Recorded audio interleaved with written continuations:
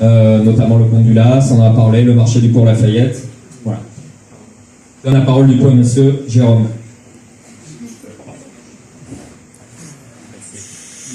Alors, vous me parlez de baisse de fréquentation sur quel chiffre? Je tiens à préciser que toutes les questions que l'on va poser là, ce sont des questions de commerçants. Ce n'est pas nous qui les posons, on les relaie. Donc sur quel chiffre, faut demander aux commerçants. Parce que si on prend les chiffres qu'on a nous au niveau du stationnement, par exemple, il y a des chiffres, c'est pas le cas. C'est à eux qu'il faut parler. Voilà, c'est pas le cas. Bon, on a eu une baisse de fréquentation à un moment aussi avec les gilets jaunes, qui ont quand même bien touché les commerces de Toulon, sur lequel il y a eu des efforts depuis pour faire revenir avec des opérations, mais ça a eu un impact quand même important. Après, au niveau, la question c'était la baisse de fréquentation, l'augmentation du nombre de fermetures de commerces. Alors l'augmentation du nombre de commerces, si on... Pardon ? Si on prend le nombre de commerces qui sont fermés, j'allais dire que c'est une lutte de tous les jours, mais vous pouvez voir à l'heure actuelle qu'il y a pas mal de commerces qui ont rouvert. Si on prend la rue d'Alger par exemple, la rue d'Alger à un moment qui était toute fermée, il y a à l'heure actuelle 2 commerces qui sont encore fermés. Voilà. Vous avez en bas Vinci qui a été racheté par Saroche. Donc il y a celui-là, il y a 2 locaux en bas, tout à fait en bas, qui étaient un bar à hôtesse qui a été repris par BAD avec celui d'à côté. C'est facile à voir, hein, les locaux rue d'Alger. Vous avez Staline qui est vide, et après le reste, vous avez la galerie qui est en cours de restructuration. Je vais donner la parole à Madame Muscotti, on va tourner dans le sens inverse. Merci. Très rapidement, je ne sais pas si vous avez été nombreux à regarder le débat sur France 3 avec tous les candidats et la tête de liste, c'est-à-dire le maire sortant, M. Falco, qui n'est pas là ce soir.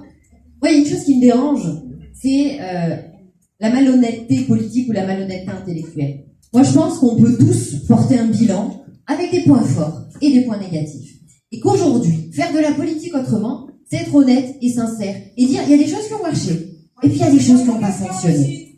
Et répondre aux questions aussi, ça serait bien. Et donc répondre aux questions, c'est ce que nous avons. Oui, mais je suis pas un chien, donc vous ne dites pas tout de suite, madame. Hein, merci. Simplement, c'est ce que nous avons évoqué en introduction. Pour le développement et pour lutter contre la fermeture de commerces de proximité, 1. Stopper l'ouverture des commerces aux extérieurs en périphérie. Ça, c'est fondamental. 2. Plusieurs leviers. Animation, réaménagement urbain et transport. La question du logement et de l'insécurité sont fondamentales aussi. C'est pas une question et une seule réponse. Ce que je disais, la complexité, c'est d'avoir une vision globale et d'activer ces 5 leviers en même temps. Monsieur Navarane. Oui, alors moi je vais vous donner dans le programme 4 mesures. Voilà, typiquement, pour nous, propre à même, veuillez m'excuser, de ramener des gens dans le centre-ville. Il y a l'incitation aux boutiques éphémères. En fait, c'est vrai que le commerce est parfois complexe de se dire est-ce que je vais réussir à durer ou pas si on fait de la boutique éphémère, c'est-à-dire avec une très grande attractivité, et décidément je n'arriverai pas à articuler ce soir, une très grande attractivité dans les prix et dans les surfaces, ça permet bien souvent au commerce de se lancer. Il y a la capacité d'avoir sur l'avenue de la République, mais peut-être aussi demain sur les plages du Mourillon, des marchés nocturnes. Ça, par exemple, ça marche, on le voit, à Sanary ou dans d'autres communes. Un marché nocturne, c'est les gens qui se réapproprient la ville, y compris le soir. Il y a la nécessité, et je le dis, en offre de parking, d'agrandir le nombre de places. Par exemple, c'est le parking silo sur l'esplanade de la carte postale. Et enfin, une dernière mesure qui est peut-être plus anecdotique, pas anecdotique, mais qui pourrait prêter à sourire, parce qu'elle est minime, peut-être pour certains, mais pour nous elle est symbolique, c'est la baisse de la CFE. Nous on veut transmettre aux commerçants, aux entrepreneurs, aux professionnels, le fait que l'apaisement fiscal c'est possible. On fait partie des CFE les plus élevés de France, la contribution foncière des entreprises, mais je parle à un public qui maîtrise bien cela parce que vous le payez. Eh bien nous, ce que nous voulons, c'est baisser le taux, la baisser de 35,82 aujourd'hui à 33%. C'est une baisse peut-être symbolique, mais au moins, elle est un signal d'apaisement fiscal. Il faut qu'on rende un poumon à nos entrepreneurs. Monsieur Boukrani. Bon, évidemment, une ville qui n'est pas jolie, ça donne pas envie de s'y promener. Donc la première chose à faire, c'est de embellir la ville, embellir nos rues, embellir les façades, mettre de la sécurité. Il y a des commerçants, on a parlé des commerçants qui souhaiteraient avoir un bouton de secours en cas d'agression, de problème, directement lié avec le commissariat. Ça, c'est quelque chose qui est facile à faire et qu'on peut faire. Le transport, on ne peut pas consommer dans une ville si on a des problèmes pour y aller, et surtout des problèmes pour se garer et pour repartir. Donc les zones bleues, c'est très important. Vous allez en Lioul, il y a des zones bleues, elles durent 1h30, une demi-heure, 3/4 d'heure, on peut donner le temps qu'on veut. Vous avez le temps d'aller consommer, d'aller chercher des produits, d'aller chez votre boucher, d'aller dans un magasin, sans payer de parking. Le transport, les pistes cyclables et le tramway. Alors tout le monde a peur des travaux. Les travaux, il ne faut pas avoir peur. Les travaux, c'est pour embellir. Les travaux, c'est pour améliorer les choses. Si on n'embellit pas la ville, si on ne donne pas de l'animation, on pourra faire ce qu'on veut, ça ne marchera pas. Donc, redonner le centre-ville aux commerçants, redonner des animations, pas forcément toujours payantes, travailler avec les associations de la ville qui sont oubliées, et puis le commerce ne peut que marcher. Bon, évidemment, il faut arrêter cette explosion de centres commerciaux aux périphéries, ça c'est obligatoire, et voilà, de redonner à la ville cette beauté qu'elle a, parce qu'elle est très belle cette ville. Voilà. Moi je suis venu de Sanary il y a 30 ans, et je me souviens, jeune, les gens de Sanary, de Bandol, de Lioul, de partout, on venait consommer en ville, on venait s'habiller en ville, on venait au cinéma en ville, il y avait 7 cinémas, on va peut-être fermer celui de la place de la Liberté, il n'y aura plus rien, donc il faut conclure.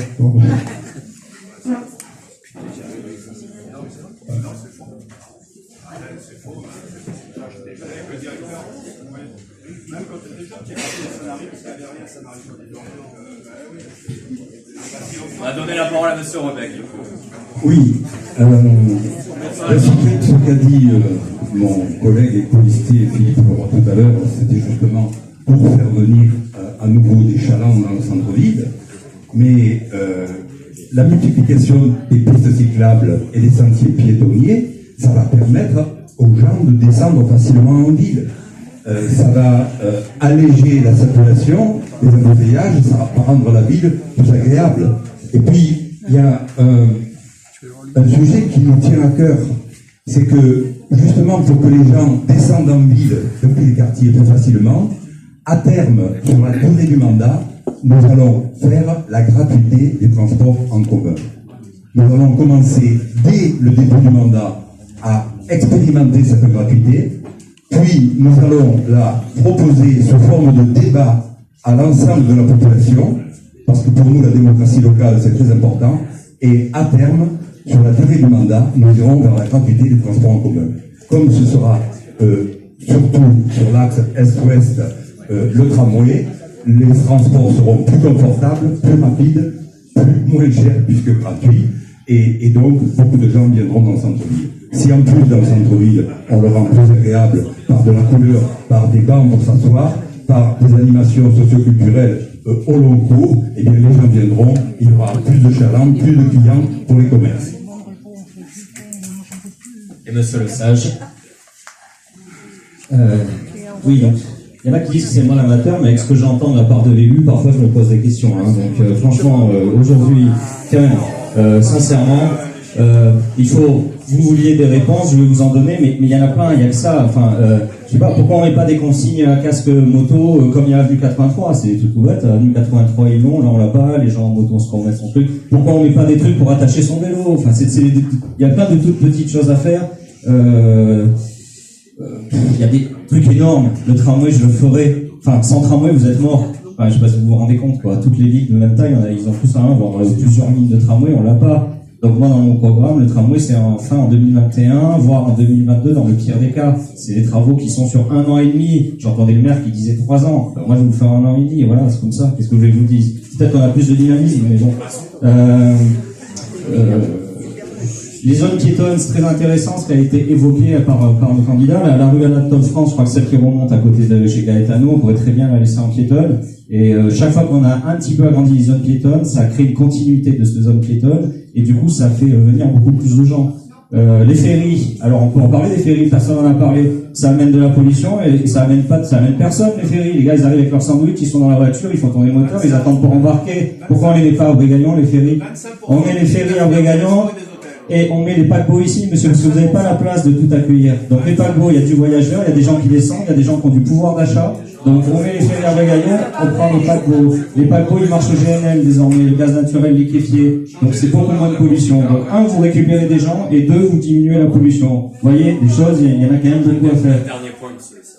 C'est bon, voilà, j'ai donné déjà plein de points que je ferai immédiatement. Parce qu'il y a aussi cette question d'urgence, vous avez vu, sortir les commerces de Mayol, voilà, tout ça, il faut le faire rapidement. Merci. On va essayer de compresser un petit peu les questions parce qu'évidemment on dépasse à chaque fois la minute, mais on ne se faisait pas d'illusions. Donc les relations entre la mairie et les commerçants. Une question qui est revenue relativement souvent, c'est la certaine disparité entre les autorisations accordées par la mairie et les différents commerces, autorisation d'enseigne, de terrasse, de parking. Quelle est votre position? Comptez-vous améliorer le dialogue entre la municipalité et les commerçants? On va coupler cette question à une seconde. Que pensez-vous de la création d'une association de droit à la ville qui a été expérimentée avec succès à Arles et Poissy notamment, pour réfléchir ensemble en toute transparence aux projets urbains, culturels et commerciaux dans la ville? Rechangeons l'ordre, ouais, ça crée une petite animation. Alors la relation entre la ville et les commerçants, ben là on peut parler ou vous voulez parler en urgence, vous avez quelque chose à faire? Merci. Donc la relation entre la ville et les commerçants, j'estime que c'est capital, et encore une fois, j'étais très surpris. Chaque fois que j'ai discuté avec certains d'entre vous, ils me disaient, j'ai voulu créer une animation, j'ai payé, j'ai fait venir un traiteur, etc. Enfin, et la ville me met des bâtons dans les roues. La ville me dit, ah mais non, là vous pouvez pas, monsieur Jérôme, me dit, ah mais non, là il va falloir payer une supplément, vous pouvez pas vous installer. Ah, c'est aberrant, quoi. On est dans un système où il faut inverser la vapeur, il faut que la ville, non seulement elle devrait aider, mais elle devrait sponsoriser les gens qui font quelque chose. La valeur ajoutée en ville sur les commerces, c'est vous les commerçants. C'est pas le gars de la municipalité qui va faire le truc, c'est vous qui le faites, donc vous devriez être aidés. Le boulevard Sainte-Anne, un peu plus haut, il y a un petit gars qui s'est installé avec sa pizzeria ou son restaurant italien, et il peut pas mettre 2 tables. On peut enlever le parking, lui faire une petite terrasse pour qu'il mette 4 tables. Surtout on propose un parking au lisse. Donc vous voyez, il faut prendre le problème à l'envers, en fait. Aujourd'hui, on vous met des bâtons dans les roues, alors que moi, je suis vraiment pour que la ville travaille avec vous et vous aide lorsque vous créez quelque chose, au lieu de vous rappeler la réglementation ou de vous mettre des bâtons dans les roues. Dernière chose, une halte garderie. Je croise des gens qui me disent, on aimerait bien aller se balader, on a l'enfant, il faudrait une petite halte garderie en relation avec les commerces, pour avoir les horaires qui conviennent bien, on pourrait aller se balader en amoureux en ville et se faire ses petits achats tranquilles. Voilà, ça y est pas, c'est pas grand chose une petite halte garderie en ville. Voilà, vous voyez, encore une fois, plein de choses. Monsieur Rebec. Ah, non. On a le un petit peu, parce que justement, on est une liste qui englobe les citoyens dont on fait participer les gens. Et pour nous, une association qui représente les commerçants et où les attributions, comme vous parliez, d'emplacements et autres, soient faites de manière transparente. Nous avons signé la charte anticorps, on est vraiment pour une transparence, pour que les gens participent avec nous, et pas que ce soit destiné au 13e étage de la mairie. On veut vraiment avoir une concertation avec tout le monde, que ce soit les habitants, les commerçants, et si vous créez une association, nous serons bien sûr à son écoute, et c'est vraiment notre objectif un peu primaire de faire ce genre d'opération. Après, tous les éléments sont intéressants, les transports gratuits, mettre des animations en centre-ville, tout est nécessaire. Je pense que c'est vraiment une politique effectivement globale pour rendre un centre-ville local et penser au quartier aussi. Parce qu'on on parle du centre-ville ici, on veut faire exactement la même chose sur le Pont du Las, sur Saint-Jean-du-Var, parce que Toulon c'est une ville qui est suffisamment grande pour avoir plusieurs centres d'intérêt. Mais pas l'avenue 83. Monsieur Boukrani. Bon, toutes les questions qui sont posées, en fait, elles reviennent on revient toujours au même endroit sur le commerce, c'est sur les accès. Parce qu'à Toulon, qu'est-ce qu'on fait? On consomme tous à Toulon. On est tous à Toulon, on est dans le centre-ville. On est Ah oui, voilà. On a tous perdu le fil de la question. Alors, c'est les relations avec je peux les reposer si vous voulez. La certaine disparité entre les autorisations accordées par la mairie et les différents commerces. comptez-vous améliorer le dialogue entre la municipalité et les commerçants? Et il y a un point qui est revenu justement, une solution pour améliorer le dialogue, c'est la création d'une association de droit à la ville. Ça a été fait à Arles-et-Poissy, a priori avec succès. Donc est-ce que cette solution vous intéresserait? Si ça a été réalisé avec succès, donc sur 2 villes, et qu'il y a 100% de réussite, pourquoi pas? Voilà, donc voilà. Moi, je connais Poissy. Pour les relations, alors, M. Morel lui a évoqué les maisons intergénérationnelles. Et dans ces maisons intergénérationnelles, il y aura des représentants de la municipalité qui seront sur place pour accueillir les gens et pour leur doléance, pour éviter toujours aux gens de prendre un jour de congé ou tous aller à la mairie. Voilà. Donc ça, c'est un rapprochement qui est direct avec la population. Voilà. Monsieur Navarane. Oui, je crois que le lien entre les commerçants et les municipalités, il doit être fort. Il y a une polémique que le Canard enchaîné a diffusée il y a quelques mois. Je suis pas amateur des polémiques. M'a reproché au maire d'aller prendre des repas dans l'ancienne collectivité dont il a été le président. Moi, je vous fais une confidence. Très profondément, ça m'a pas choqué. Le maire de Toulon, c'est pas un jouisseur. Il peut aller au conseil général, prendre ses repas à midi. Et je crois qu'il fallait pas faire feu de tout bois là-dessus. En revanche, il y a une chose, moi, qui du coup m'a choqué. C'est que moi, maire de Toulon, par exemple, c'est chez les restaurateurs du centre-ville que je veux aller prendre mes repas à midi. Moi, je veux aller dans les commerces du centre-ville pour consommer. Je viens de vendre mon appartement qui était aux Allées Courbet. Moi, j'étais content d'être en ville et de fréquenter les commerces du centre-ville. Et puis d'aller dans d'autres commerces. Et je crois qu'il est important que le maire soit en ville. Après, il y a les employés de mairie qui très souvent aussi, ce sont les politiques qui dirigent, mais les employés de mairie qui sont les artisans, qui sont les gens sur le terrain et qui consomment aussi dans les commerces et qui fréquentent. Et moi, je crois que ces liens, ils sont fondamentaux. Ben oui. Mais moi, je dis pas que tout est mal fait, cher monsieur. Bien sûr que ça existe déjà. Et moi, il y a une question qui est posée. Je ne dis pas que c'est à Toulon le cataclysme et que la majorité municipale, elle n'est pas du tout en lien avec les commerçants. Mais je vous dis, moi, ce que je ferai. Il y a des choses que je vais faire comme la majorité actuelle. Et ça me dérange pas. Ça me dérange pas non plus au conseil municipal de voter favorablement des délibérations de la majorité municipale. Comme ça me dérange pas, quand on fait des choses moins bien, de le dire, de voter contre et d'essayer d'amender. Un dernier point.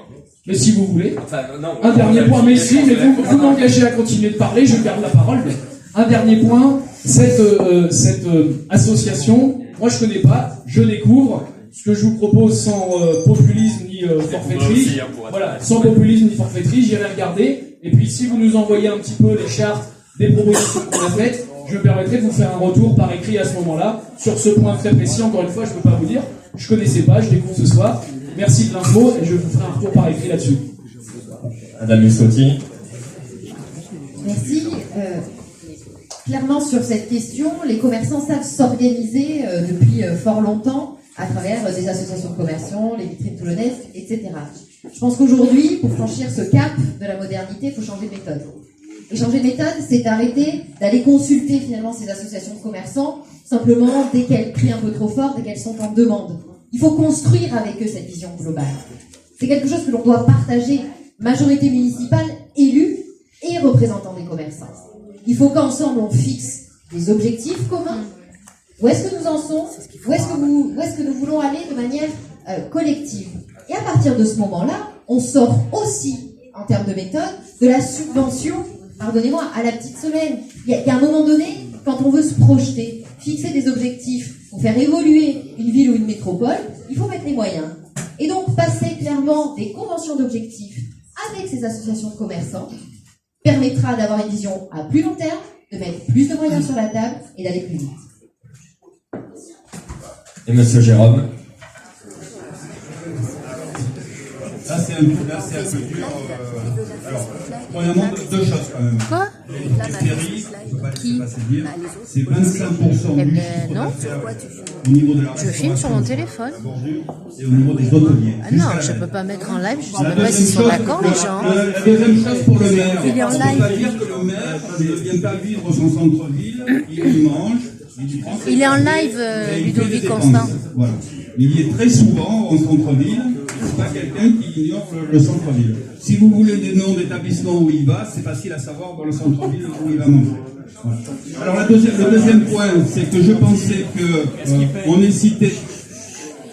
Voilà, mais là ça peut aller loin. Oui, il paye. Voilà. Bon. La deuxième chose, je pensais qu'on était une des villes. En 2008, alors je le prends personnellement, on a réorganisé complètement par rapport au commerce et les liens de la ville avec le commerce. C'est-à-dire qu'on a créé un service commerce, ce qui n'existait pas. Toutes les villes ne l'ont pas. On a créé un office de commerce avec les chambres consulaires, le PV, la chambre de métier, le patronat, la ville et les associations de commerçants pour les faire parler. Je reçois tous les commerçants qui viennent s'installer à Toulon personnellement pour leur expliquer la politique de la ville, leur donner un petit guide avec les trucs administratifs, discuter avec eux des contraintes qu'il peut y avoir. Ben oui, ça, je le fais dans le cadre du droit de préemption parce qu'on sait qui c'est qui arrive là. Et à mon bureau, il y a de nombreux commerçants ici, ils savent qu'on parle souvent ensemble, ils peuvent venir me parler quand ils veulent. Il y a maintenant en plus une manager qui a été avec BAD qui fait le tour des commerçants pour savoir les désirata. Alors peut-être qu'il y a un manque, là j'en suis conscient, mais au niveau de la ville, je pensais que tous les efforts étaient faits pour qu'il y ait une bonne coordination avec les commerçants. Voilà. Ça sera à voir pour le prochain mandat, à ce niveau-là, d'en tenir compte. Voilà. Je vais reprendre le... On va passer à une autre partie, la sécurité. Donc on a deux questions qui là encore on va coupler pour qu'on gagne un petit peu de temps, mais pas que ça soit trop long. Donc la première, encore une fois que je rappelle, c'est des questions qui ont été posées sur le groupe Facebook. Une vingtaine de cambriolages a été recensés depuis le début de l'année 2020. On en recense encore presque tous les jours, apparemment la nuit dernière. Que proposez-vous pour pallier à ces problèmes importants pour les commerçants ? Et la seconde qui rejoint la première, du coup, plusieurs commerçants clients ont peur de rentrer chez eux passer une certaine heure. D'une manière plus générale, le commerce nocturne est très difficile à Toulon. Dealers présents dès 18h rue des Arts, nombreuses agressions, absence d'éclairage dans le centre-ville dans son ensemble. Quelle réponse apporterez-vous ? On va rechanger de tour et je vais donner du coup la parole à monsieur Jérôme. Merci. Donc c'est vrai que pour que le commerce vive bien, il faut qu'il n'y ait pas un sentiment d'insécurité. Alors l'insécurité, ce n'est pas que la politique de la ville. On a quand même la sécurité, c'est une des missions principales de la police nationale, je le rappelle.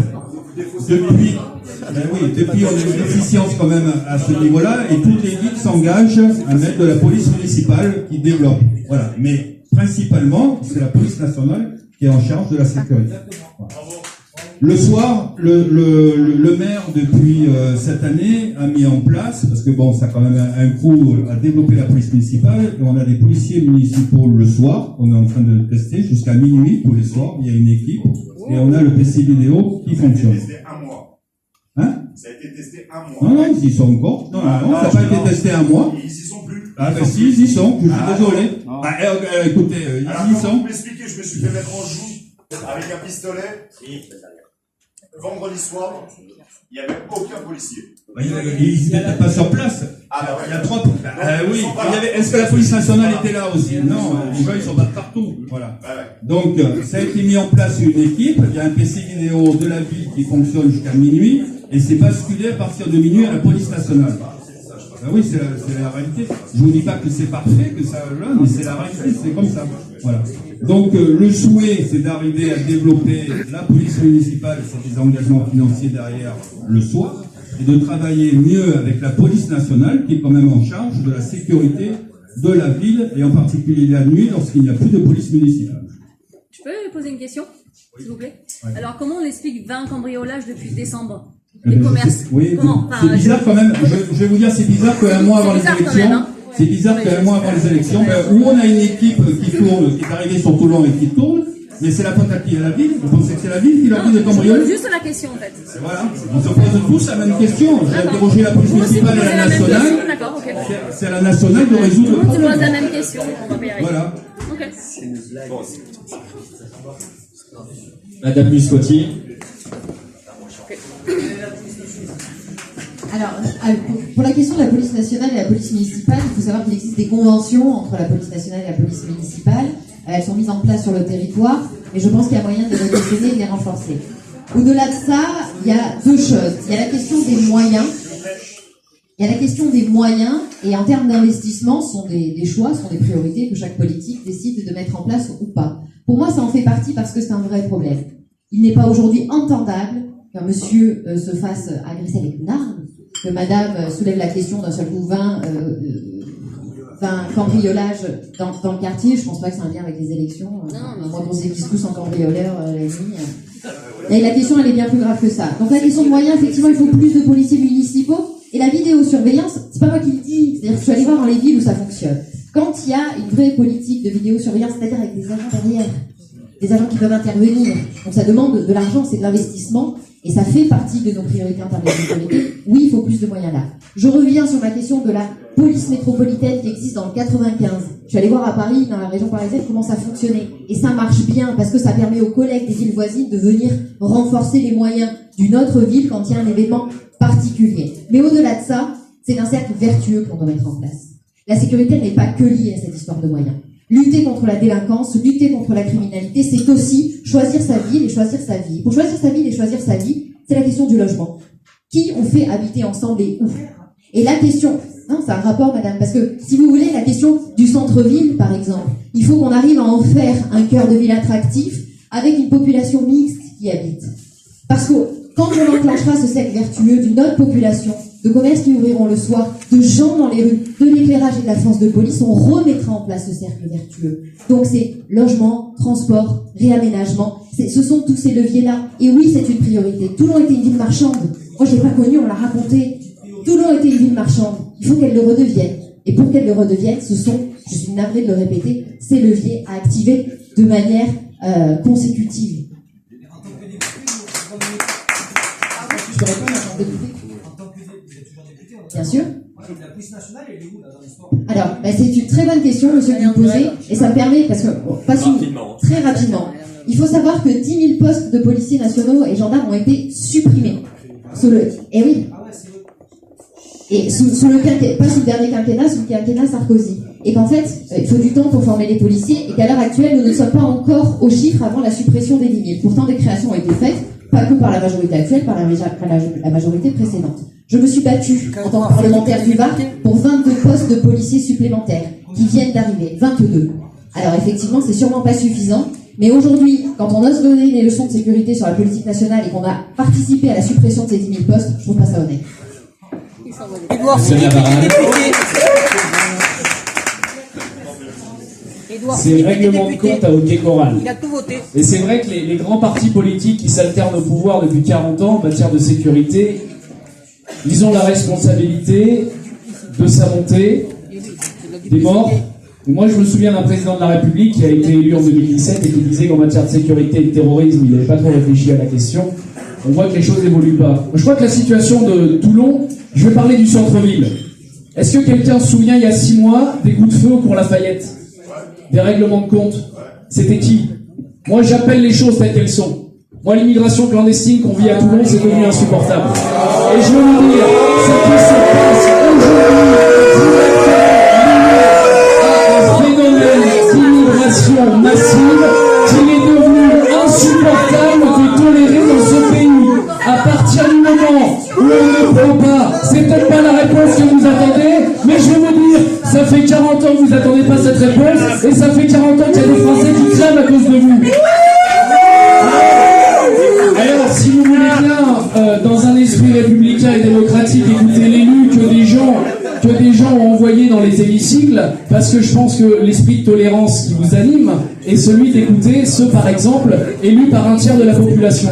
Et donc je ne sais pas s'il y a tous ceux qui veulent vivre en commun, c'est en commun sans nous, mais en tout cas on vit tous dans la même ville. Moi voilà la réponse que je vous fais. D'abord, c'est traiter cette question de l'immigration massive et de l'ensauvagement de notre société. Deuxièmement, en matière d'effectifs de police, il y a des caméras dans le centre-ville de Toulon. Je suis pas l'avocat de la mairie, mais il y a des gens jour et nuit qui regardent ces caméras et qui agissent. Il y a des gens jour et nuit qui regardent ces caméras et qui agissent. Le problème, c'est qu'à partir du moment où effectivement l'État a été déficient, et pas depuis 5 ans, pas depuis 10 ans, pas depuis 15 ans, depuis trop longtemps, il est nécessaire d'augmenter les effectifs de police municipale. Dans toutes les villes à peu près sérieuses, c'est un policier municipal pour 1000 habitants. C'est ce seuil-là qu'il faut atteindre. Ça n'était pas nécessaire il y a 15 ans, aujourd'hui ça l'est, parce qu'il faut répondre à un défi qui est celui des manques cruels d'autorité de l'État. Monsieur Boutrani. Ça chauffe, ok, Corel, c'est vrai. Hein. Bon, au niveau de la sécurité. Éclairage, oui. On va porter un éclairage sur la sécurité. Sur les effectifs de la police. On ne se pose pas la question de savoir combien ils sont, pourquoi ils ne sont pas assez nombreux. Moi, quand j'étais petit, être policier ou pompier, c'était le métier de vocation. Là, ça devient de nécessité pour les gens, donc c'est pas la même démarche. Mais je pense qu'il y a quand même une question de ventilation sur les horaires. Est-ce qu'on a besoin de autant de policiers entre midi et 15h et plus après 17h? Voilà. La question se pose. Moi, je suis allé souvent aux États-Unis, on va pas parler de New York avec Toulon, mais souvent, le bureau du policier, c'est sa voiture. Et j'aimerais savoir quel est le pourcentage d'arrestation sur flagrant délit ou sur appel au secours de la police. Moi, je pense que si la police est bien positionnée dans les quartiers, en place, elle peut intervenir plus rapidement. Et peut-être, on ne serait pas obligé d'augmenter à outrance les effectifs. Donc, un bon positionnement, une bonne ventilation des horaires, moins de bureaucratie et plus d'hommes sur le terrain. Peut-être qu'avec le même nombre de policiers, on pourrait être beaucoup plus efficace. Voilà.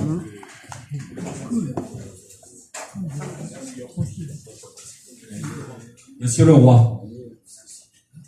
Oui, là on a parlé de problèmes, on est tous conscients de ça, d'augmenter l'éclairage, les horaires de la police, effectivement, on en a besoin plus le soir, de permettre en même temps au commerce d'être là le soir, ça c'est important aussi, d'être ouvert le soir pour donner de l'animation dans la ville.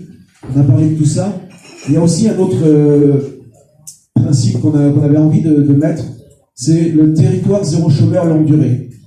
Ça c'est un phénomène assez particulier qui a été créé, qui a été testé déjà dans 10 quartiers ou villes de France. C'est valable pour des zones en moyenne de 10 000 habitants. Et l'idée, c'est de créer ça au centre-ville, éventuellement Saint-Jean-du-Var et Pont-du-Las, et que dans ces zones-là, il y a la possibilité, je vais vous l'expliquer en 3 phrases, c'est comment faire pour qu'un chômeur qui est inemployé depuis plus d'1 an retrouve la dignité et retrouve le travail au lieu d'être obligé d'aller faire des casses pour gagner et pour retrouver de l'argent. L'idée, c'est ces salariés-là, on leur propose de faire ce qu'ils savent faire, ce qu'ils ont envie de faire dans le quartier où ils sont pour améliorer le quartier. Ça peut être pour le décorer, ça peut être pour le surveiller, ça peut être plein de choses. Ça a un coût. Le coût, il est des salaires au SMIC, ils sont à 22 000 euros par an. L'État en finance 18 000 euros. Ça veut dire que pour la mairie, ça revient à 4 000 euros par an pour avoir une personne qui va travailler dans le bon sens, qui va nous aider à mettre toute notre politique en place et qui va être heureuse de faire ce travail-là. Et avec des gens comme ça dans le centre-ville, on aura quand même un centre-ville qui va devenir beaucoup plus digne et qui va éviter tous ces gens qui sont perdus, paumés et qui sont effectivement une source de problème. Monsieur Le Sage. Oui, donc en ce qui me concerne, vous avez vu, j'ai toujours des solutions qui sont assez rapides à mettre en œuvre. Donc pour la sécurité, c'est très facile. Ça a été dit d'ailleurs, je ne sais plus par quel autre concurrent. C'est 1 pour 1000. Un policier municipal pour 1000 habitants. Il n'y a que dans la Creuse où on en a autant qu'à Toulon ou au niveau de même nombre. C'est quand même hallucinant. Donc comment voulez-vous que le peu de policiers municipaux qui est à Toulon, ils puissent remplir leur mission? Non, c'est impossible. D'ailleurs, ils sont tous enfermés dans des bureaux, ils sont passés dans la rue en uniforme. Donc là, tous, non, j'abuse, c'est vrai. La proposition, c'est de dire qu'il faut beaucoup plus d'hommes en tenue dans la rue. C'est pas normal à Toulon. C'est vraiment pas normal qu'une femme seule, à passer 20 heures, on va dire, j'ai entendu 18 heures, peut-être pas abusé, mais passer 20 heures, ne puisse plus se promener vers le nouveau quartier des Arts. C'est scandaleux. Donc oui, il faut des embauches de policiers et oui, j'ai une politique sécuritaire bien qu'écologiste, parce que de toute manière, avant de pouvoir, la pyramide de Maslow vous dit, il faut d'abord être en sécurité pour pouvoir penser à s'améliorer et vivre dans une jolie ville et mettre de l'environnement. Mais la sécurité, c'est aussi un bon côté. C'est-à-dire qu'on propose, nous, une brigade sur l'environnement et de lutte contre les pollutions sonores. Vous voyez, c'est très intéressant, parce qu'à partir du moment où vous avez des effectifs suffisants, vous pouvez enfin avoir de nouvelles missions, de nouvelles prérogatives. Donc voilà, la sécurité, il faut y aller. Oui, il faut embaucher. Et je tiens à dire, parce que souvent on parle d'argent, sur une centaine d'embauches qu'il faudrait pour être à la moyenne, hein. Je parle de la moyenne. Vous vous rendez compte, si on embauche 100 policiers, on est à la moyenne nationale. Alors qu'à Toulon, on est quand même une zone où l'été, il y a quand même beaucoup de gens, on est une zone tendue. Donc je vais vous dire qu'il faut vraiment en embaucher, quoi. Donc 100, c'est le minimum. On en prend 50 qui sont déjà en les reformes et on en embauche 50 de l'extérieur. Et vous savez combien ça fait en termes de budget? Ça fait 0,5% du budget de Toulon. Toulon, c'est 307 millions d'euros le budget annuel de la ville. Alors est-ce que pour 0,5% du budget, on veut pouvoir être en sécurité, ou est-ce qu'on laisse tomber et qu'on économise 0,5% à les mettre sur un robot dommage d'une rue? Voilà, la vraie question, elle est là. Ben, moi, j'embaucherai des policiers. Je vous le dis. C'est clair. Ah oui, pour définir les missions et les tournées, c'est vrai. On a dit tout à l'heure, ventilation et mise en place je crois qu'on est tous des policiers au bon endroit, au bon moment. Et le bon moment, c'est tout le temps. C'était animé, c'est bien. La dernière partie, donc, le centre-ville, pôle attractif, point d'interrogation. Certaines places principales, notamment la place de la Liberté et la place d'Armes, ne sont utilisées que quelques fois par an, ce qui est trop peu. Qu'avez-vous comme projet pour intensifier la proposition culturelle et commerciale de ces places et dans le reste de la ville? Et on va peut-être coupler cette question à la suivante. Quelle est votre ambition pour la vie nocturne à Toulon? On nous a cité l'exemple du Pradé, avec énormément d'événements qui ont été programmés ces dernières années, ces dernières semaines, boîtes de nuit, etc. On va rechanger de sens et je vais du coup passer la parole à monsieur Le Sage. C'est un peu une question piège, mais c'est pas grave. La jeunesse à Toulon, elle manque. Voilà, donc on a fait un constat, hein, Bruno, tu es d'accord avec moi. Il faut vraiment s'occuper de notre université, il faut retrouver des jeunes, parce que si vous retrouvez des jeunes, ils ont déjà un état d'esprit, puis moi ça m'intéresse, parce que sur l'environnement, c'est quand même des gens qui, voilà, il y a un paradigme. J'ai rien contre les personnes âgées, il y en a beaucoup à Toulon, mais il faut aussi retrouver des jeunes, il faut une ville vivante. Et ça, pour ça, il faut qu'on lie notre université à la première université de France, ou la deuxième. Première ou deuxième? Première, ce qui est celle de Aix-Marseille. Voilà. Il faut qu'on devienne, il faut qu'on se greffe avec Aix-Marseille, qu'on arrête de jouer cavalier seul. On est petits joueurs, on n'y arrivera pas. Donc on se met avec Aix-Marseille, on récupère des jeunes, et là, miracle, ça refait tourner le commerce, ça refait une vie nocturne importante, parce que quand même, c'est pas le gars de 80 ans, ou notre mère qui va aller danser en boîte de nuit tous les soirs. Bon. Donc voilà, il faut vraiment retrouver cette jeunesse sur les places. Et bien tout simplement, nous on propose de les végétaliser. Voilà, vous avez la verdure, vous avez un parcours de l'eau qu'on propose en ville qui est dans notre programme. La place d'Armes, on la revégétalise et c'est très agréable. Les gens pourront y aller flâner. Alors peut-être pas à 2h du matin, je suis d'accord, mais voilà. Donc c'est un pack. Ce qu'on propose, c'est cohérent et ça met une meilleure qualité de vie. Et à partir du moment où on vit mieux, on vit aussi, on est plus serein. Il y a aussi cette histoire d'être serein en ville quand vous êtes stressé, quand la ville est pourrie ou quand il y a des endroits qui sont dégueulasses, excusez-moi le terme, et ça a tendance à s'aggraver, ça a tendance à générer de la violence. Quand on est plus serein en ville, quand on a un bon environnement, ben, ça se passe quand même assez mieux. Monsieur Leroy. Là, je vais parler, parce que vous avez parlé des places, ça c'est quelque chose qui me tient à cœur. On n'a pas eu le temps de complètement en débattre en assemblée, parce qu'à chaque fois, nous, c'est plus long de prendre des décisions, parce qu'on les prend tous en commun. Là, je vais parler en mon nom. Mais on en a quand même parlé, et pour moi, la place de la Liberté, c'est une place qui doit revenir verte, attrayante comme autrefois. On n'a pas besoin d'avoir le marché de Noël sur la place de la Liberté. Et je verrais par contre la place d'Armes en faire une place d'événement. Mais pas juste monter une tente pour la fête du livre, monter une tente pour la fête de Bacchus. Non, avoir une structure pérenne qui permette tout au long de l'année, que ce soit en hiver, en étant un peu abrité, ou en été en étant ombragé, une structure pérenne qui permette de faire des animations toute l'année sur la place d'Armes. Et il y aurait effectivement, il pourrait y avoir le marché de Noël, il pourrait y avoir des marchés nocturnes. Bien sûr, il faut conserver la fête du livre et la fête de Bacchus. Je ne dis pas ces choses-là, mais il faut avoir un lieu pérenne. C'est pas la peine de passer son temps à monter et à démonter quelque chose, et retrouver sur la place de la Liberté la beauté qu'elle avait autrefois. Tout le monde la traverse en diagonale pour aller de la gare vers les Galeries Lafayette. Et c'est là où on a envie de remettre ce qu'il y avait avant, ombragé, et d'avoir une belle place qui soit un parc finalement. Voilà. Monsieur Boukrani. Dans les places et l'ambition pour la vie nocturne à Toulon, avec le parallèle avec le Pradé. Oui, alors la vie nocturne à Toulon, avec le Pradé, comparons les villes de même taille, quoi. Donc, la vie nocturne à Toulon. Toulon, c'est une ville où on devrait augmenter les festivals, augmenter les activités qui sont liées directement chez nous au soleil, puisqu'on est une des villes les plus ensoleillées, c'est-à-dire beaucoup de festivals. On va essayer de créer un palais des festivals sur la mer, un palais de la mer, des places où il y aura des concerts, des places végétalisées comme beaucoup de candidats veulent le faire. C'est une très bonne idée, c'est une idée à M. Vincent Morel également. Et travailler avec les associations, toutes les associations toulonnaises qui sont un petit peu oubliées, qui ont plein d'idées, pour créer des animations, des corsos, des défilés, des compétitions cyclistes, sportives, voilà. Toutes ces choses qui coûtent pas cher, des fêtes populaires qui font venir des gens et qui font consommer les gens, qui donnent envie d'aller à Toulon, venir à Toulon pour s'amuser, pour se détendre, sans obliger de payer un ticket, un droit d'entrée pour aller voir une manifestation, quelque chose qui coûte cher. Voilà, vous prenez des villes comme Oulioul, bon, je ne vais pas les Pradé, mais vous prenez des villes comme Oulioul, il y a des activités sans arrêt, des choses très simples et qui marchent très bien, et qui font qu'il y a cette émulation autour de la ville, qu'il y a toujours quelque chose à faire. Donc voilà, on va travailler avec des équipes, avec des chefs de projet pour ça, donc sur la sécurité, sur les événements, sur la propreté, sur l'éclairage, tout ça, tout est lié. Voilà. Monsieur Navarane. Oui, deux propositions, c'est la proposition 70 et la 71, toujours dans nos 80 mesures que je vous invite, si vous ne l'avez pas eu en papier, à aller voir sur notre site internet amaurynavarane.info.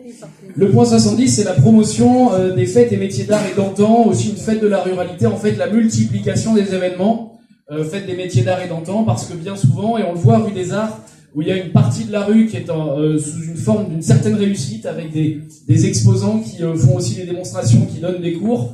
Mais c'est vrai, comme l'avait dit ma collègue Laure Lavalette en conseil municipal, qui est élue avec nous dans le groupe d'opposition, le problème c'est que la rue des Arts, dès son ouverture, on craignait que ça soit une toile achetée, une dose offerte, et c'est vrai que le trafic de drogue est très rapidement revenu. Mais donc c'est vrai que la fête des métiers d'art et d'antan, ça serait une chose sur la place d'Armes qui permettrait de faire revenir là aussi, avec pourquoi pas une fête de la ruralité. On ferme le salon de l'agriculture, je ne sais pas si on pourra dans les mois et les années qui viennent continuer à faire des événements qui accueilleront plus de 5000 personnes dans un espace confiné. Heureusement d'ailleurs qu'on n'a pas annulé ce soir. Enfin, on se serrera peut-être pas tous la main. Il y en a qui ont commencé. Point 71, on voudrait innover avec les nuits blanches toulonnaises.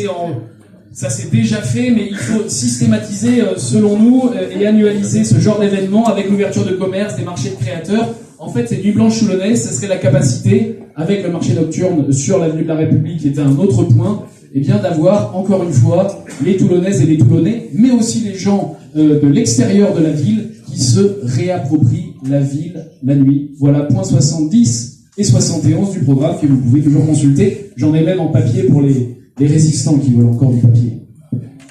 Madame Muscotti. Merci. Je ne vais pas réitérer mon système de levier, mais pourtant il est fondamental dans une vision globale. Il faut autoriser la vie dans cette vie. Il faut autoriser la vie. Et la vie, ça fait du bruit, oui. Les jeunes, ça fait du boucan, et ouais, c'est comme ça. Je vais vous prendre un exemple. Des commerçants ont envie de pouvoir travailler l'hiver le soir, faire venir du monde, et pour ça, il faut qu'ils aient l'autorisation de mettre en place des structures métalliques pour pouvoir fermer. Ça leur est systématiquement refusé. Et donc, c'est un exemple type qui démontre que, oui, accompagner nos commerçants, nos restaurateurs à se déployer, à faire venir du monde, à faire du bruit, c'est prendre des risques. Et c'est prendre des risques de quoi? De faire revenir les jeunes. Moi, je prends ce risque-là, vu la situation dans laquelle on est. Elle fabrique le bon colistier, madame. Donc l'objectif est effectivement d'accompagner ceux qui ont envie de travailler et ils sont présents. Et simplement en termes d'atouts, parce qu'on parlait quand même de culture, effectivement on a 2 scènes nationales, on a un opéra. Alors je suis un peu ambitieuse, je regarde une ville qui est pas très loin de chez nous, c'est Avignon. Le Festival d'Avignon, pendant le Festival d'Avignon, évidemment on réserve, ceux qui ont envie d'aller voir des spectacles, projettent leur séance culturelle. Mais toute la ville vit culture. Donc utilisons ces atouts-là pour qu'ils transpirent dans cette ville, pour que chaque commerçant puisse en tirer un bénéfice, pour que la vie s'installe ou se réinstalle. Questionnement au commerce. Monsieur Jérôme. Oui, merci.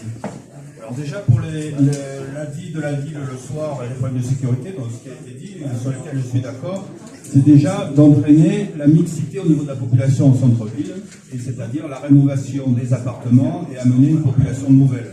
Vous avez vu à l'heure actuelle qu'il y a énormément de chantiers au centre-ville, avec des acteurs qui font des appartements de qualité et qui doivent amener une mixité au niveau de la population, parce que vous avez tout à fait raison, c'est très important et ça résout une partie des problèmes de sécurité.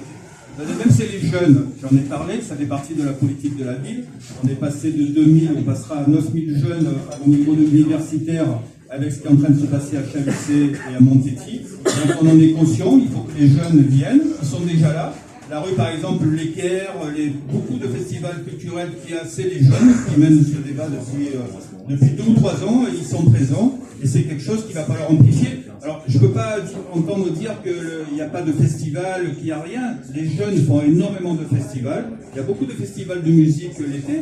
Alors, ils ne sont pas tous en centre-ville. Vous en avez à Tour-Royal, vous en avez en centre-ville, vous en avez sur les plages. La ville est grande, c'est pas le Pradé où on a une place. La place d'Armes, à l'heure actuelle, ça se développe au niveau des événementiels. On n'en a pas qu'un ou deux. On doit en avoir à peu près. On a la foire au plan, on a le palais du jeu et du jouet qui s'est mis, on a le Noël. On a à l'heure actuelle 2 autres manifestations qui vont venir. C'est un bel emplacement pour faire des événements et ça va se développer. Je crois qu'il y a un travail qui est fait, ça se développe, on a des gens qui participent et beaucoup ce sont les jeunes qui viennent à l'heure actuelle s'accaparer le centre-ville et qui l'animent. Et je crois que c'est un bon début, il reste beaucoup de choses à faire encore. Les jeunes, le centre-ville. Ah ben, les jeunes. Ah ben oui, on peut le voir. Pardon, j'arrive. On va enchaîner sur la dernière question. Là, encore une fois, il y en aura 2 en une. Une première question qui est revenue, c'est concernant le projet des Halles. Donc, y êtes-vous favorable? Peut-être différemment, il y avait une ouverture des Halles qui était prévue en avril 2020 à l'origine. On nous annonce octobre. Pour quelle raison? C'est une question qui a été posée. Je vais vous donner le micro dans 30 secondes. Et une dernière question, l'ouverture de l'avenue 83 et le projet de centre commercial à Olioul est-il conciliable avec la réattractivité du centre-ville ainsi que les quartiers comme le Pont du Las ou Saint-Jean-du-Var? On rechange de sens, je donne à Monsieur Gérard. Alors pour les Halles, vous savez que les Halles, ce sont des investisseurs privés qui ont racheté les murs des Halles et on a un concessionnaire qui est Bultoki, qui font les Halles gourmandes à Bordeaux et dans d'autres Halles qui sont chargé de commercialiser et de gérer. Il est prévu, le maire voulait que sur le rooftop, on ait de l'animation et on ait un bar au-dessus. Ils se sont rendus compte qu'il fallait consolider les halles pour supporter ce qu'il allait y avoir au-dessus. Ce qui fait qu'il y a eu des travaux supplémentaires qui ont retardé l'installation de Bitoki qui s'installera en octobre. Voilà, c'est dû aux travaux supplémentaires qui ont été effectués. Et le fait, monsieur l'adjoint au maire, qu'il n'y ait pas de commerçants qui s'installent. Ils ont des commerçants, je les reçois toutes les semaines. Non, c'est faux ce que vous dites. Mais je suis en contact. Ah ben vous le verrez en octobre. S'ils n'ont pas de commerçants, c'est facile à voir. Voilà. De quelle année? À l'heure actuelle, ils en ont 13 qui ont signé, il y en a 4 qui sont en cours, voilà, et ça fait, il en reste 6 qui sont à la recherche. Voilà. Ils ont jusqu'au mois d'octobre pour le faire. Mais après, c'est un travail qui est difficile. Comme l'installation du commerce à Toulon, c'est facile de jeter les pierres, mais si demain, c'est vous qui devez vous occuper, je ne suis pas sûr que ça aille beaucoup plus vite. Moi, je suis resté 15 ans dans le centre-ville. Oui. Je le connais. Hein. Oui. C'est de quoi je parle. Alors donc, vous installez plus maintenant, ça ne vaut plus la peine. Ah ben voilà. Je veux dire, c'est devenu une catastrophe, il faut le dire. Il faut le dire. La deuxième chose, l'avenue 83 et le projet Olioul qui a été évoqué lors du débat de mercredi notamment. Ouais, le projet au lieu. Ataréa. Le projet au lieu. Moi, je n'ai pas le projet au lieu, je ne suis pas au courant du projet au lieu. L'avenue 83, non, mais c'est la réalité. C'est la réalité. L'avenue 83, l'avenue 83. Moi, je vous donne ce que je fais. Sur l'avenue 83, il faut voir que c'est un dossier qui est parti. Vous savez, avant que ça se fasse, c'était parti il y a à peu près. Il y a plus de 12 ans, l'avenue 83. Le contexte économique n'était pas le même. On avait une maire, le maire de la Valette, qui tenait. Pardon ? Ben oui, il est président du conseil métropolitain. Non mais attendez, moi je suis à la commission de commerce, je peux vous dire que quand un dossier est lancé, avant que ce soit refusé par l'État, ça se fait. C'est la faute du maire, mais c'est pas la faute à Franco. Donc le maire de la Valette tenait à ce projet à tout prix pour que ça se fasse. Elle aurait tenait, elle n'aurait pas lâché. Dans la ville, il est pas dans la métropole. Non, mais vous me demandez, je vous réponds si vous n'êtes pas content. Ça se passe. Non, c'est la réalité, c'est la réalité, c'est la réalité des choses. Alors, à l'époque, ceux qui ont travaillé, ben oui, c'est ma réalité. Moi, je vous réponds, je ne vais pas vous donner la bonne de réalité. S'il vous plaît. Mais vous avez la baguette magique, vous allez nous dire comment c'est. Merci. Voilà. Donc, l'autre point, c'est qu'à ce moment-là, on a eu le développement sur le centre-ville avec la même société qui a fait venir Monoprix et qui devait faire venir des enseignes. Ce qui s'est passé, c'est que le contexte économique s'est durci énormément à cette époque-là, parce que ça a commencé il y a 12 ans, mais après, depuis quelques années, ça a durci. Et qu'en fait, ils ont commencé à tourner que sur l'avenue 83 et à la limite, il y a des commerces de Toulon qui sont mal. Donc à ce moment-là, ça s'est mal passé avec les concessionnaires. Et il y a eu, ça a été rompu entre la ville de Toulon et l'avenue 83. Mais c'est parti comme ça. Voilà. Donc Oulioul, ben on verra. Je pense que le maire il en est conscient. Je pense que ça ne se passera pas de la même façon. Madame Iscotti. Simplement, vous reconnaissez, il faut le souligner, qu'il y a 12 ans, les activités n'étaient pas les mêmes et les habitudes de consommation n'étaient pas les mêmes. Même si nous étions une génération qui commençait à aspirer à autre chose. Pour autant, je pense que, faut être honnête, que tu m'en remettre sur le maire de la Valette, c'est pas très sport. Surtout que la réalité, monsieur, et là je le dis devant tout le monde, c'est que Avenue 83 a été construite sur les terrains de tennis de la ville de Toulon. C'est-à-dire que la ville de Toulon, je me trompe? Est-ce que ce que je dis est faux? Ah ben, merde, je vous remercie. Donc une partie des tennis de la ville de Toulon ont été vendus pour la mise en place et la création de l'avenue 83. Donc, à un moment donné, il faut être honnête. Moi, ce que je disais, il faut sortir de cette organisation-là. Il faut que le commerce de proximité réinvestisse la ville et réinvestisse les centres de notre ville. On parle beaucoup du centre historique, c'est bien, mais il y a le Pont du Lasque, il y a Saint-Jean-du-Var, qui sont des quartiers qui souffrent terriblement. Donc, cette politique de commerce de proximité, il faut la remettre en place. Au Carrefour, à Léal, c'est ça la question de base, Léal. Léal, c'est un bon projet qui était déjà dans les promesses de campagne du maire dans la campagne de 2014. Ça a pris un peu trop de temps. Je vais être force de critique parce que c'est un peu le rôle aussi de l'opposant. Je pense qu'on manque d'exigence, on manque d'ambition. Pour que Léal fonctionne, il faut qu'il y ait un véritable lien avec le Pont Lafayette. Sinon, on va une fois de plus avoir ce sentiment d'avoir mis un petit peu de poussière dorée, mais qu'à un endroit du territoire. Donc il fallait être, quitte à prendre du retard sur les travaux, plus ambitieux, l'ouvrir à d'autres, et effectivement, il faut que nos commerçants locaux puissent y travailler. Et pour ça, il faut absolument que les prix soient abordables. L'entrée au banc, ce qu'on appelle quand on veut rentrer dans les halles, il faut qu'il soit abordable par ceux que l'on connaît au quotidien du cours Lafayette. Et qu'on ne soit pas obligé de faire appel à d'autres ou de venir combler certains déficits financiers, puisque c'est aujourd'hui ce qui est responsable du retard. Et donc, l'agrandissement de Carrefour au Lioul, il n'y a pas 36 arguments, c'est non.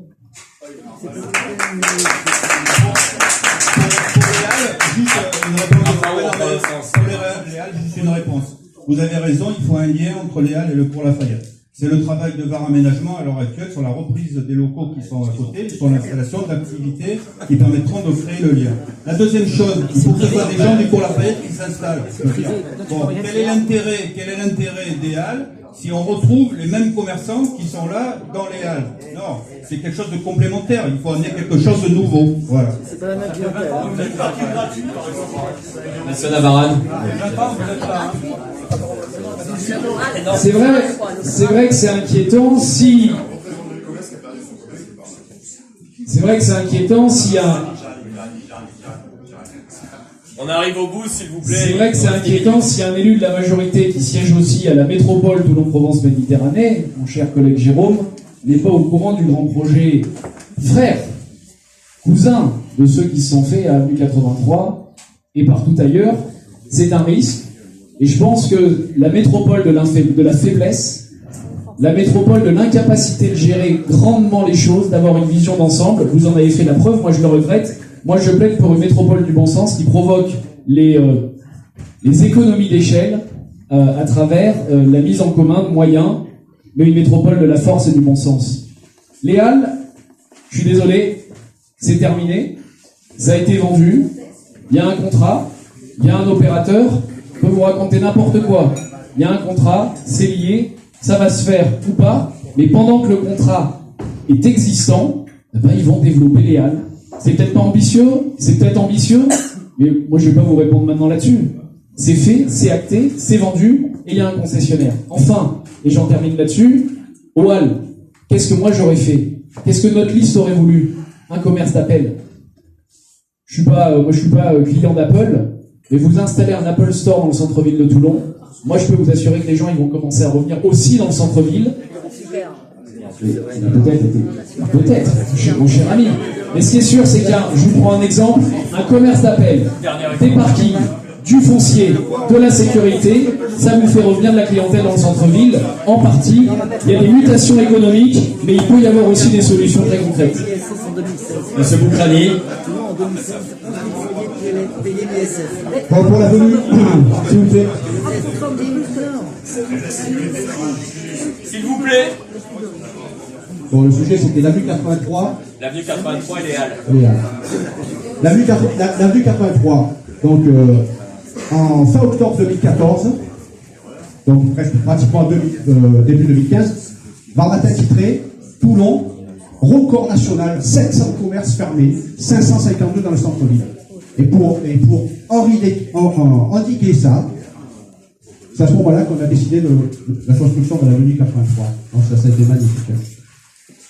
Sur le projet des Halles, le projet des Halles, c'est un projet privé. Donc, quand on entend le maire sortant dire il y a 10 millions d'euros d'investissement, qu'est-ce qu'on en a à foutre? Moi, j'ai un copain à Sanary, il a fait une piscine pour 25 millions d'euros. Pour 25 000 euros, c'est pas le maire de Sanary qui va s'en vanter. Donc, c'est un projet comme des projets de centres commerciaux. C'est-à-dire que les commerçants qui vont aller là-dedans, ils vont avoir des loyers exorbitants, merci. Donc, il n'y a rien de communal là-dedans. Et la deuxième erreur qu'on fait en ce moment à Toulon, c'est le manque de confiance qu'on a chez Toulonnais. Moi, j'ai eu un restaurant au Pont du Las. J'ai eu un restaurant Place Besalle. J'ai eu un restaurant sur le pont Lafayette. J'ai eu un restaurant sur le pont. J'ai un restaurant au rue Jean Jaurès. Donc, la ville, je l'ai bien ceinturée. Donc, les problèmes de cette ville au niveau du commerce et de la restauration, je les connais. Et on ne fait pas appel aux gens, aux Toulonnais, pour sortir cette ville de son marasme. On fait venir manager du centre-ville qui vient de Lille, bon, je suis désolé, et on fait venir des gens du Pays Basque pour relancer les Halles. Donc voilà, pour moi, une deuxième erreur. Voilà. Donc faisons confiance aux Toulonnais et revenons la ville aux Toulonnais. Monsieur Rebec. Oui, effectivement. Pourquoi vendre les Halles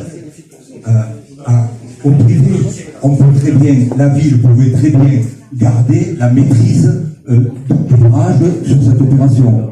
Donc, les Halles regrouper des commerçants, bien sûr, à l'intérieur. Plus il y a de commerce, plus ça fait venir du monde, ok, mais ne pas le vendre au privé. C'est dommage de ne pas vous être battu avec moi au conseil municipal là-dessus. Vous m'avez laissé un peu seul avec mon groupe là-dessus. Quelle éloquence. Mais, et par contre, par rapport, est-ce qu'il n'y a pas une attitude de la part du maire sortant et de son équipe, est-ce qu'il n'y a pas une attitude un peu schizophrénique, c'est-à-dire d'un côté, on souhaite le développement, la redynamisation du commerce en centre-ville de Toulon, ça c'est le maire de Toulon qui dit ça, le maire sortant, et puis de l'autre côté, le président de TPM, qui est la même personne, qui autorise avenue 83. Alors quand j'entends l'argument, mais la maire de La Valette voulait faire ça, c'est ça, quoi. Donc on a une copine, une collègue, une amie du même bord politique qui veut faire un gros centre commercial sur sa commune, et donc on lui dit, ben, vas-y ma cocotte, fais-le, et même pire actuellement, donc on envisage que ce soit fait de l'autre côté, à l'ouest de Toulon. Alors effectivement, pour nous aussi, c'est non, il ne faut pas faire ça. Si on veut redynamiser les commerces en centre-ville de Toulon, il ne faut pas faire à la périphérie de grands centres commerciaux. Monsieur Le Sage. Oui, donc dans mon plan d'urgence du commerce, dans le fameux PUC, évidemment que la zone Altarea à Olioul, elle n'a pas lieu d'être. Et là, je m'inscris en faux avec ce qu'a dit l'adjoint élu aujourd'hui qui vous dit qu'il n'a pas le poids. Il faut savoir que le conseil communautaire est largement dominé par les élus toulonnais. Donc on fait un peu ce qu'on veut. On est chez nous, on crème des gains, comme on dit ici. Voilà. Bon, à un moment donné, il faut savoir prendre ses responsabilités. Donc non, au lieu, mais je pense que tous les candidats, sauf peut-être enfin je sais pas ce que vous avez dit là-dessus, mais on est tous contre. Avenue 83, je sais pas si, moi ça m'a choqué. Je sais pas si vous vous rendez compte de ce que c'est Avenue 83. C'est pas une grande surface normale. Ils ont refait un centre-ville. C'est une rue piétonne avec des magasins. C'est-à-dire qu'au lieu de réinvestir ici, alors que vous l'aviez la rue piétonne, ils sont allés la refaire à côté. C'est monstrueux. Comment on a pu laisser faire ça? Bon. Oui, c'est pour ça qu'on en propose beaucoup sur Toulon pour essayer de se mettre à égalité avec eux. Saint-Jean-du-Var, le pont du Las, évidemment qu'il faut en parler. J'étais le seul à en parler lors du débat qui a eu lieu sur FR3. Et enfin, vous vous plaignez, vous avez raison, on a plein de solutions à vous amener. Mais allez un peu à Saint-Jean-du-Var et au pont du Las, les pauvres, je le dis vraiment au sens propre comme au sens figuré, il y a une pauvreté dans ces quartiers qui s'est accrue. Et il y a des gens qui dorment, qui mangent, qui sont assis sur les trottoirs devant les vitrines. Donc ça pose un problème pour le commerce. Donc là, il y a un double problème à faire. Oui, mais allez quand même au pont du Las, vous allez être surpris. Enfin, moi, à chaque fois que j'y vais, je suis... Enfin, c'est dramatique. Ils sont dans une situation dramatique. Donc...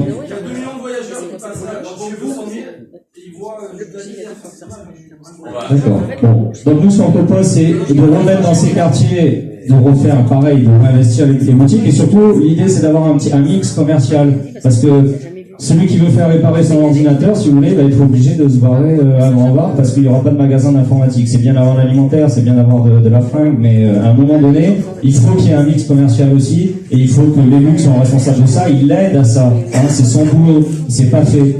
Voilà, et donc nous on propose aussi une qualité de vie, parce que franchement quand vous asseyez à Saint-Jean-du-Var aujourd'hui sur un bar, honnêtement je suis allé pour regarder, vous n'avez pas envie d'y rester quoi, hein. Vous êtes sur la route, bon enfin il y a différents critères qui font que vous n'avez pas envie d'y rester. Donc il faut absolument remettre une qualité de vie dans ces quartiers, revégétaliser, que ce soit agréable et qu'on ait pareil, que les gens... ça a été dit, la seule chose qui a été dit qui me semble vraie par notre adjoint, c'est qu'il y a la capacité d'avoir 3 zones surtout dans le cœur de ville, l'Est et l'Ouest, parce qu'on est 180 000 habitants. Enfin, on n'est pas... Voilà. Donc je conclue, donc on revégétalise, on met la qualité de vie, les gens consomment sur place. Merci. Alors on avait une dernière question, mais on est un peu pris par le temps de politique nationale que l'on ne posera pas. On refait une soirée. Je vous donne rendez-vous demain même heure. Non, on va se recentrer sur Toulon du coup. On a 2 questions qui viennent d'arriver. On s'était fait la promesse de ne pas les trier. Donc il y en a une qui est pour Madame Muscotti et l'autre qui est adressée à Monsieur Jérôme. Pour Madame Muscotti, après la Seine et la Garde et Toulon, sur quelle commune comptez-vous tenter votre chance? Merci pour cette question. Parce que si j'avais été candidate à Paris ou à Mulhouse, je veux bien. Pour être très honnête, je vais vous raconter ma vie. Mes parents habitaient à la Seine, donc j'ai passé un petit peu de temps à la Seine. Puis après, je suis allée m'occuper de mes grands-parents, j'habitais à la Garde. Et puis moi, j'habite à Toulon, je suis née à Toulon. Donc, ce qui me permet d'avoir cette vision globale de ce qu'est la métropole, puisqu'aujourd'hui la métropole c'est 12 communes. Toulon est la ville la plus importante, la Seine-sur-Mer est la 2e ville, et puis c'est la 2e ville du Var aussi. Donc moi c'est avec grand plaisir que je mets mon expérience de ces 3 villes au profit d'un projet pour la métropole.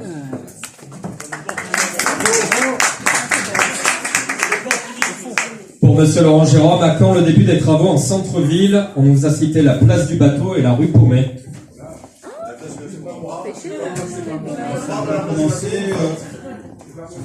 Normalement, ça va commencer fin mars. Là. La place Vatel, c'est ça, vous parlez? La place Vatel. S'il vous plaît, après il y aura une dernière Et question. si on n'est plus là, ça sera vous qui ferez les travaux. Mais volontiers. La place Vatel et la rue du Pôle. Ok. Donc, une dernière question, on va se projeter un peu. On est en 2026. Quel bilan comptez-vous tirer de votre mandat, puisqu'on part du principe que vous avez été élu maire de Toulon? Oula, question. Vous avez 2 minutes.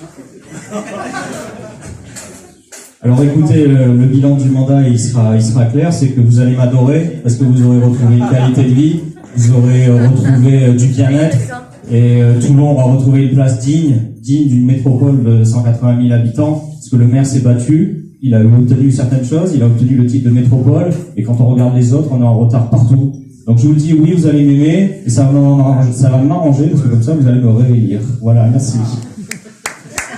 Monsieur Leroy, vous, Monsieur Robert.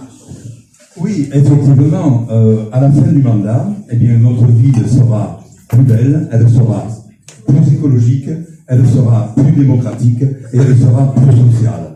Et parce que ça, ce sont nos 3 axes. Alors, plus écologique, on a oublié des choses, végétalisé, bien entendu, le transport en commun sera réalisé. Ensuite, au niveau de la démocratie locale, nous appuierons sur les CIL qui existent aujourd'hui, mais nous développerons les conseils de secteur et les conseils citoyens que nous mettrons en vie dans les zones, dans les prioritaires, dans les quartiers prioritaires. Et enfin, pour le social, on a déjà dit, aller vers la gratuité d'un transport en commun, les logements sociaux que nous développerons. Voilà. Donc, en 2026, notre ville sera plus écologique, plus sociale et plus démocratique.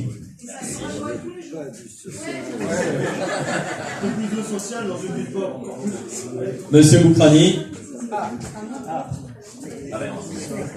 Moi, je ne vais pas faire le bilan de 2026, ça sera Monsieur Morel qui le fera, en tant que maire de Toulon.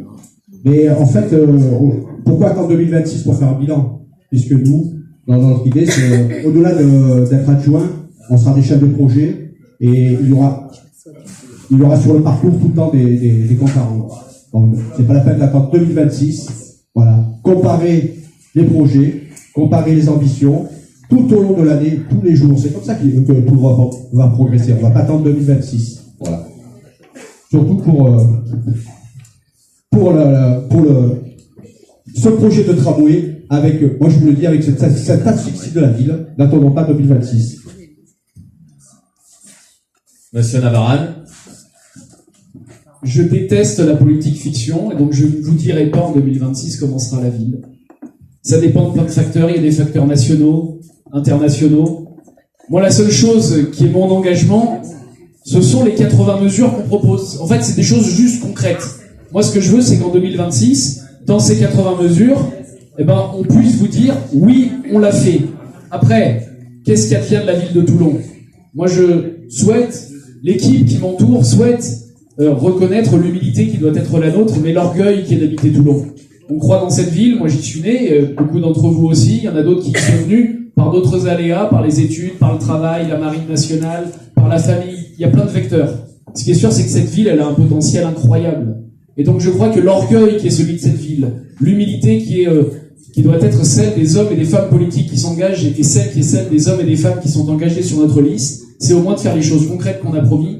Après, advienne ce que pourra. Ce qui est sûr, c'est que si tout le monde veut tirer la charrette dans le même sens, si on est au pied du stade Mayol, si le PAC est uni, si les lignes des ailiers sont virevoltantes, ce qui est sûr, c'est qu'à partir du moment où on a dit l'essai, on peut le transformer. Et c'est tout le mal qu'on se souhaite pour 2026, mais c'est la seule promesse que je vous fais. Merci de votre attention ce soir. Madame Miscotti. Je voudrais qu'en 2026, on puisse se dire que par rapport à aujourd'hui, à 2020, on respire mieux dans cette ville. Nos enfants mangent mieux à la cantine, on se déplace plus facilement, on a trouvé plus facilement du boulot, et on vit mieux, tout simplement. Je voudrais que Toulon puisse enfin retrouver ou trouver une identité entre ces deux métropoles, entre Nice et Marseille. Je veux qu'on retrouve la fierté d'être Toulonnais. Je veux qu'on soit un modèle national. Et on peut avoir l'ambition de devenir un modèle national si aujourd'hui on décide d'activer les leviers nécessaires. Faire de Toulon un modèle national de transition énergétique et écologique, c'est créer de la vie, c'est créer de l'emploi et c'est surtout pouvoir regarder en face la génération qui nous suit et pouvoir leur dire « Oui, j'ai tenté des choses et encore mieux, oui, j'y suis arrivé pour que toi aussi, tu puisses vivre sur cette planète et que le reste vivra tout le monde. » Et je demande à M. Jérôme de conclure. Alors le bilan, c'est plus facile pour moi. Déjà le bilan depuis 2001, vous le connaissez. Moi je suis très fier depuis 2001. Vous connaissez pas Non, mais vous vivez la ville tous les jours. Donc moi je suis très fier de ce qui a été fait avec l'équipe de Hubert Falco depuis 2001 pour ces 3 mandats. Avec le bilan qui est là, la ville a été transformée. Et le bilan pour 2026, j'espère que c'est Hubert Falco qui le fera, avec les grands projets qu'il a prévus et l'ambition qu'il a encore. Bravo! Bravo pour tout ça, Allez, j'ai une petite blague pour détendre l'atmosphère. Je peux me permettre une petite blague? Alors, c'est pas la mienne. C'est Barack Obama qui le disait durant sa campagne. Il avait juste posé une question. Il avait dit, notamment aux jeunes, est-ce que vous demanderiez à vos arrière-grands-parents de choisir vos vêtements? Vos vêtements. Juste, il faut terminer dans le mot, juste un grand conseil politique. Et je vous demande juste d'écouter ça. Très franchement, l'argument de l'âge, à mon avis, n'est pas un argument. Et l'âge n'est pas important, sauf si on est un fromage. Je crois que le maire sortant. Et je ne veux pas forcément n'en dire que du bien. Mais je crois encore une fois qu'attaquer sur l'âge, c'est pas forcément, il y a de très grands chefs d'État, l'Égypte pourrait en parler, je vous parlais de situation internationale, il y a des gens très âgés qui sont capables de bien gérer. En l'espèce, c'est pas forcément le cas, mais je crois pas que ça soit qu'une question d'âge. Merci. Donc, effectivement. Non. Effectivement, c'est pas une question d'âge, c'est une question de cumul de mandats. Je m'excuse, mais moi, j'ai eu un métier, et tous les gens qui sont sur ma liste, tout l'ont en commun, ont un métier. D'accord? Le maire, quel est son métier? Il a écrit sur sa liste. Mon métier, Falco, maire de Toulon. Non, ça n'est pas un métier. Ça n'est pas un métier. Donc, 19 ans et toujours pas de transport en commun, c'est un ratage complet, donc il vaut mieux pas le pour lui. Est-ce que c'est vraiment une soirée à la charge? Quel est le principe de discuter avec des gens qui sont déjà présents? Je répondrai pour le maire. Parce que vraiment, attaquer là-dessus, c'est que vous n'avez pas de projet. Vous avez rien d'autre à dire. Vous n'avez pas de projet. Non, mais attaquer sur l'âge du maire, c'est que vous n'avez pas de projet. Voilà, et ça finit, c'est dommage parce que c'est plus là. Voilà. Prends le micro parce qu'ils ont qu'un. Des jeunes qui vont d'échec en échec, que j'en connais. Ils sont pas loin. Bon. La fin était plus compliquée que le début, on comprend. Je vous remercie d'avoir gardé votre calme, même si la tension est présente. S'il vous plaît, messieurs, là-bas, s'il vous plaît. Je sais, on est sur un débat, on est sur une personne qui est sortante et des gens qui essayent de rentrer. Donc bien sûr qu'il va y avoir des tensions, bien sûr que personne n'est d'accord, sinon il n'y aurait pas de parti. On serait tous de même côté. Il n'y aurait pas de discussion, on serait pas là. Aujourd'hui, il y a des problèmes, on l'a fait via ce... Pardon, j'allais dire putain, mais je ne l'ai pas dit. On l'a fait via le Facebook qu'on a créé entre commerçants en l'espace de 2 semaines.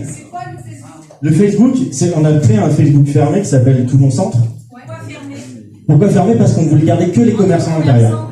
On a commencé à faire le tour. Attendez, madame, avant de me crier dessus. On a commencé à faire le tour. Il n'y a aucun problème. Venez me voir après, on va vous rentrer dedans. La chose, c'est pas une blague. La chose qu'il y a à l'intérieur de tout ça, c'est qu'on a contacté les gens qui étaient autour de nous. On a contacté nos amis sur Facebook qui sont